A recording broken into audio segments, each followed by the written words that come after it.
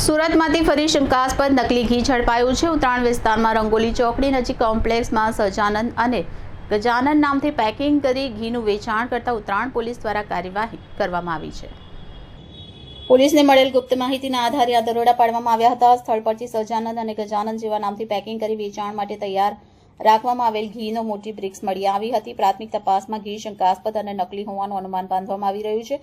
પોલીસે કબજે લીધેલ જથ્થા સાથે સેમ્પલ પણ લીધા છે, જેને વધુ તપાસ અર્થે લેબોરેટરીમાં મોકલી આપવામાં આવ્યા છે। આ કાર્યવાહીએ સુરત મહાનગરપાલિકાના આરોગ્ય અને ફૂડ વિભાગની કામગીરી પર ફરી એકવાર સવાલ ઉઠાવ્યા છે। નોંધનીય છે કે આ પહેલા પણ સુરત શહેરમાંથી મોટા પ્રમાણમાં નકલી ઘી ઝડપાઈ ચૂક્યું છે, છતાં ફરી આવી ઘટના સામે આવી એ ખાદ્ય સુરક્ષા તંત્રની નિષ્ફળતા તરીકે જોવામાં આવી રહી છે। પાલિકાની ટીમોની સતત ચાંપતી નજર હોવા છતાં આ પ્રકારની ગેરકાયદેસર પ્રવૃત્તિ અટકતી નથી, જે ગંભીર ચિંતાનો વિષય છે। સતત 2 વાર મોટા પ્રમાણમાં નકલી ઘી ઝડપાવાની સ્થાનિક ગ્રાહકોમાં રોષ જોવા મળી રહ્યો છે। નાગરિકોની માંગ છે કે આવા મામલામાં સંડોવાયેલ ગુનેગાર સામે કડકમાં કડક કાર્યવાહી કરવામાં આવે, જેથી આ પ્રકારના ખાદ્ય માવતરના ધંધા પર સ્થાયી અંકુશ મેળવી શકાય। હાલ પોલીસે મશીનરી અને જથ્થો સીઝ કરી આગળની તપાસ શરૂ કરી છે।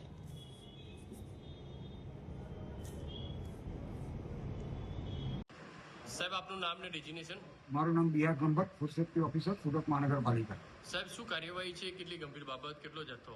હાલમાં પવિત્ર રમઝાન માસ ચાલુ છે, તેથી માનનીય કમિશનર સાહેબથી, માનનીય ડેપ્યુટી કમિશનર સાહેબ, રિજન ઓફિસર સાહેબથી અને માનનીય આરોગ્ય અધિકારી સાહેબ તરફથી ફૂડ ડિપાર્ટમેન્ટને સૂચનાઓ આપવામાં આવે છે કે સુરત શહેર વિસ્તારમાં ફૂડનું વેચાણ કરતી, ઉત્પાદન કરતી તમામ સંસ્થાઓની સઘન તપાસ કરી અને નમૂનાઓને પૃથ્થકરણ સારું લેબોરેટરીમાં મોકલી આપવાનું।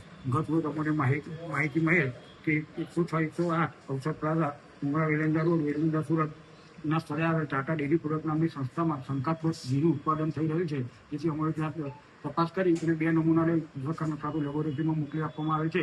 તેમજ ત્યાંથી 582 કિલોનો જથ્થો સીઝ કરવામાં આવે છે। સાહેબ, ઘીના જથ્થામાં શું યુઝ થતું હોવાનું પ્રાથમિક લાગી રહ્યું છે? આ ઘીનો જથ્થો શંકાસ્પદ હોવાનું લાગી રહ્યું છે અને તેમાં વેજીટેબલ ઓઇલની મિલાવટ થતું હોવાનું શંકા થઈ છે। સાહેબ, શું કાર્યવાહી આપના તરફ પોલીસ તરફથી? અમારા તરફથી ફૂડ સેફ્ટી સ્ટાન્ડર્ડ એક્ટ પ્રમાણે કાર્યવાહી કરવામાં આવશે, તેમજ પોલીસ તરફથી તેમના કાયદા પ્રમાણે આગળની કાર્યવાહી કરવામાં